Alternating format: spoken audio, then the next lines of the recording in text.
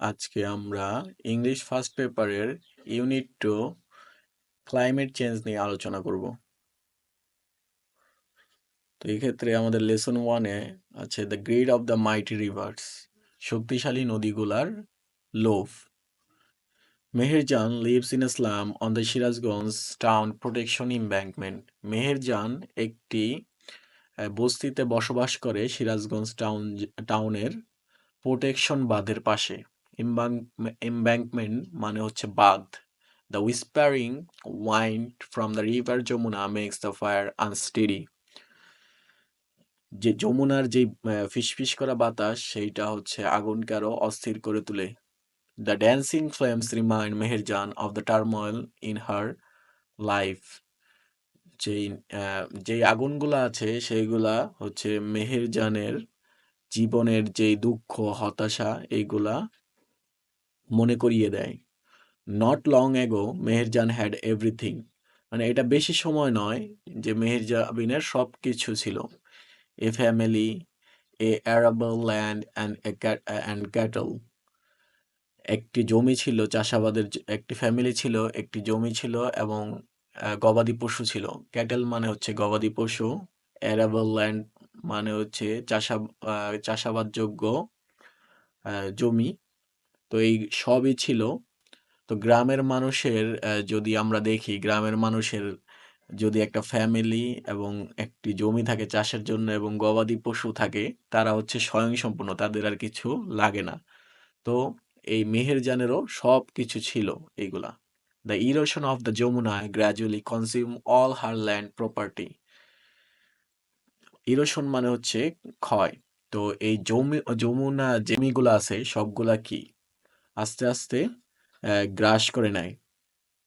তো এগুলা গ্রাস করার ফলে কি মেহেরজানের যে জমি ছিল সেই জমিগুলোও আস্তে আস্তে এই যমুনা নিয়ে যায়, এটাই বোঝানো হয়েছে। ইট finally claimed her only shelter during the last monsoon. তো এইটা তার যে শেষ সম্বলটা ছিল সেইটাও নিয়ে যায়, যেই আগের যে বর্ষাকালটা ছিল সেইটা। তো তার কাছে কিছুই অবশিষ্ট থাকে না, যেই শেল্টারটা ছিল সেটাও নিয়ে যায়। It took the river only a day to devour Meher's house. এইটা শুধু একদিনই নিয়েছে মেহেরজানের যে ঘরটা আছে ওইটা নিতে। Trees, vegetable garden and the bamboo Bush. Tree যেই গাছগুলা ছিল সেইগুলা ভেজিটেবল গার্ডেন ছিল এবং ব্যাম্বো বাস ছিল, সেইগুলা সব একদিনের মধ্যেই এই নদীটায় গ্রাস করে নেয়। She had a happy family once. তার একটি সুখী পরিবার ছিল একদা। Over the years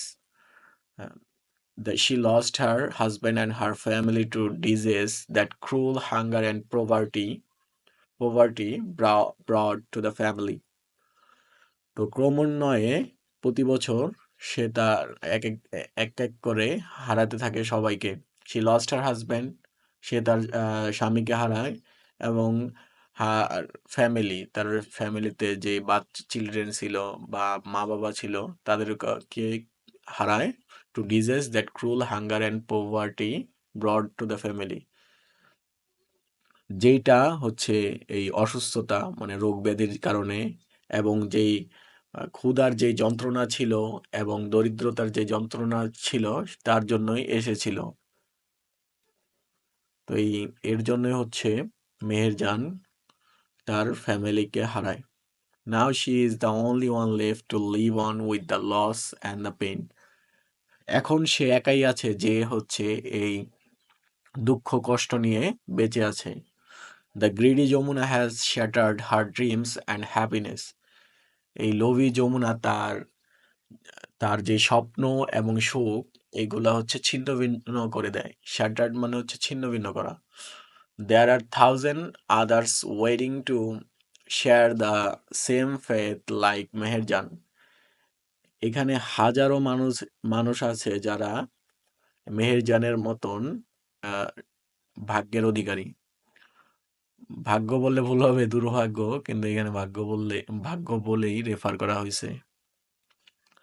Bangladesh is a land of rivers, some of those whose banks overflow or erode during monsoon. Bangladesh একটি নদীমাতৃক দেশ, some of whose banks overflow মানে যার তীর মাঝে মাঝে কি পানিতে অনেক ভরে যায়, or erode during monsoon এবং ক্ষয় সাধন করে এই বর্ষাকালে। Erosion is a harsh reality for the people living along the river banks. যারা নদীর পাশে বসবাস করে তাদের জন্য এই নদী ভাঙ্গন একটি খুবই মারাত্মক একটি জিনিস। এরা সবাই এর সাথে ওতপ্রোতভাবে জড়িত থাকে। During each monsoon, many more villages are threatened by the mighty rivers like the Jamuna. তো এই যে বর্ষাকালের সময় মনসুন এর সময় প্রতিটা মানে যারা নদীর তীরবর্তী বাসিন্দা আছে তারা হচ্ছে হুমকির শিকার হয় যে শক্তিশালী রিভার গুলো আছে যমুনার মতন, যেমন পদ্মা মানে আমাদের যে পদ্মা নদী আছে এবং মেঘনা। তো এইগুলার যে থ্রেটের শিকার হয় যারা এর আশেপাশে তীরবর্তী অঞ্চলে বসবাস করে। It is estimated that river erosion makes at least 1 lakh people homeless every year in Bangladesh.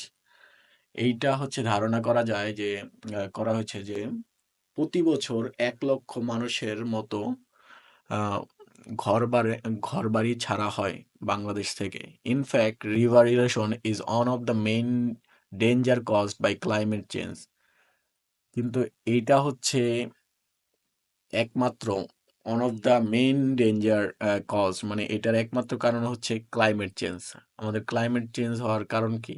আমরাই হচ্ছে মূলত এই ক্লাইমেট চেঞ্জ যে মূলত কারণ। বিভিন্ন ধরনের কোম্পানি ইন্ডাস্ট্রিয়াল যে বজ্র, পরে এই যে আমরা হচ্ছে গাড়িতে কালো ধোঁয়া, এসির যেই এসি চালাই, এই ক্ষেত্রে সব কার্বন ডাই অক্সাইড সব কিছু এগুলা কি ক্লাইমেট চেঞ্জের জন্য দায়ী। তো মানুষই আলটিমেটলি এর জন্য দায়ী। তো মানুষ যদি সচেতন না হয় ভবিষ্যতে আরো খারাপ কিছু হওয়ার সম্ভাবনা আছে। If we can't take prompt actions to adapt to climate change, there will be thousands of more Meherjans in our towns and villages every year. আমরা যদি যথাযথ ব্যবস্থা না নেই এবং ক্লাইমেট চেঞ্জের ক্ষেত্রে, তাহলে কি প্রতি বছর হাজারো মেহেরজানের মতন মানুষ ঘরবাড়ি এবং গ্রাম ছাড়া হবে প্রতি বছর। তো আমাদের এই পুরা প্যাসেজটা একটা মেসেজই দিল যে এই যে নদী ভাঙ্গন এটা কত কত বড় একটা খারাপ জিনিস এবং এটা কি মানুষকে একদম অসহায় করে দিতে পারে। তো এই ক্ষেত্রে আমাদের কিছু টিক চিহ্ন আছে। তো আমরা যদি পুরা প্যারাগ্রাফটা ভালোভাবে পড়তে পারি বা বুঝতে পারি তাহলে আমরা হচ্ছে এই যেই এমসিকিউ গুলো আছে এইগুলাও করতে পারবো। তো দেখুন, চলুন আমরা কি এইগুলা করতে পারি নাকি এমসিকিউ গুলো solve. In paragraph 3 mighty river means. এখন এই মাইটি রিভার মানে কি বলা হয়েছিল, এখানে অপশনগুলো আছে। A river that have huge volumes of water and very strong currents, এর মানে হচ্ছে যেই নদীগুলা যার অনেক অনেক স্রোত আছে আহ, নদীর আহ, মানে প্রচুর পরিমাণে পানি এবং স্রোত আছে, সেটা নাকি মাইটি রিভার দ্বারা বোঝানো হয়েছে। Rivers having many rowing boats in them, মানে কি যে রিভারে অনেকগুলা বোট থাকে সেটাই কি আমাদের এই মাইটি রিভার্স দিয়ে বোঝানো হয়েছে। Rivers that make people cry out, যেই যেই নদী মানুষকে কাঁদায়। তো এইটাও তো আমাদের মাইটি রিভার নিয়ে হয়নি। River that have strong banks, মানে কি রিভার যে যার একটি শক্তিশালী তীর আছে, এটাও কি হবে? আপনারা একটু ভেবে দেখুন হবে কোনটা, আমি বলে দিচ্ছি অ্যান্সারটা। অ্যান্সারটা হচ্ছে river that have huge volumes of water and strong currents. এর মানে হচ্ছে যে যেই নদীগুলার অনেক পরিমাণ পানি, শাখা শাখা যেই নদীগুলার বেশি তাদের পানিও বেশি, এবং ভেরি স্ট্রং কারেন্টস মানে স্রোত, যে অনেক অনেক শক্তিশালী স্রোত বয় সেইটাতেই হচ্ছে আমাদের মাইটি মানে শক্তিশালী রিভার এটাই বোঝানো হয়েছে। ল্যান্ডেড প্রপার্টি, এক্ষেত্রে ল্যান্ডেড প্রপার্টি মানে কি? আমাদের যে ল্যান্ডগুলো আছে এইগুলা ঘিরে যে প্রপার্টিগুলো থাকে। A rented piece of land, a piece of land on the rented piece of land মানে হচ্ছে যে ভাড়াকৃত যে ল্যান্ডটা ওইটা কি আমাদের landed property? A piece of land on the bank of a river, নদীর পার্শ্ববর্তী যেই ল্যান্ডগুলো থাকে ওইগুলাই কি ল্যান্ডেড রিভার? আর property in the form of source of income to its owner. আর ল্যান্ডেড প্রপার্টি কি এইগুলা যেগুলা হচ্ছে তার ওনারের জন্য ইনকাম সোর্স, অথবা property used only as an agricultural farm, অথবা প্রপার্টি যেগুলা হচ্ছে এগ্রিকালচারাল ফার্ম হিসেবে ইউজ করা হয়। এই ক্ষেত্রে সবচেয়ে গ্রহণযোগ্য অ্যান্সার হচ্ছে সি, কারণ ল্যান্ডেড প্রপার্টি হচ্ছে তার ওনারের জন্য একটি সোর্স অফ ইনকাম। কারণ আমরা আমাদের আশেপাশের বা আমাদের নিজেদেরও যদি ল্যান্ড থাকে, তো এই ল্যান্ড আমরা ভাড়া দিতে পারি, বা এই ল্যান্ড থেকে আমরা যে কোনো কিছু আহ, করতে পারি যা একটি ইনকামের মাধ্যম হয়। এই ক্ষেত্রে 4 নাম্বারটা অনেকে দিতে পারেন, কিন্তু 4 নাম্বারটা হবে না, কারণ এখানে প্রপার্টি বলতে বোঝানো হয়েছে শুধু এগ্রিকালচারাল ফার্ম। তো এগ্রিকালচারাল ফার্ম হিসেবে শুধু প্রপার্টি, ল্যান্ডেড প্রপার্টি ইউজ হয় না, অন্যান্য ইউসেজের ক্ষেত্রেও ল্যান্ডেড প্রপার্টিগুলা ইউজ হয়। উইসপারিং ওয়াইন, উইসপারিং ওয়াইন মানে হচ্ছে ফিস ফিস করে যে বাতাস বয় ওইটাকেই বলা হয়। এইখানে একটাই অপশন আছে, wind that blows with a hissing sound. তো এটা হবে appropriate answer. Dancing flames, dancing flames আমরা এই ক্ষেত্রে ড্যান্সিং ফ্লেম কোথায় দেখি? The dancing flames remind Meherjan of the turmoil in her life. মানে যেই ড্যান্সিং ফ্লেম মানে হচ্ছে যেইগুলা মেহেরজানের জীবনে খুবই দুঃখ হতাশা নিয়ে এসেছিল, সেইটাকেই ড্যান্সিং ফ্লেমস বলে।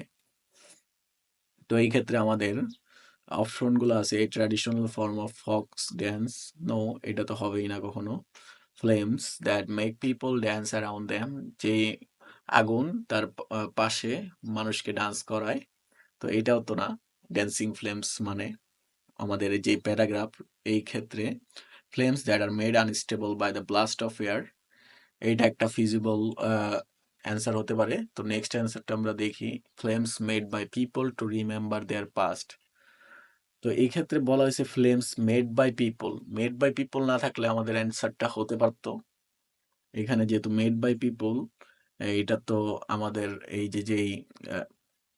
যেই নদী ভাঙ্গন, এটা তো পিপলের দ্বারা হয়ে থাকে না, এটা হচ্ছে প্রাকৃতিক। তো এর জন্য এইটা হবে না। Flames that are made unstable by the blast of air, তো যেই ফ্লেমটা মানে কি জীবনকে তছনছ করে দেয়, সেটাই হচ্ছে ড্যান্সিং ফ্লেম এখানে ব্যবহার করা হয়েছে।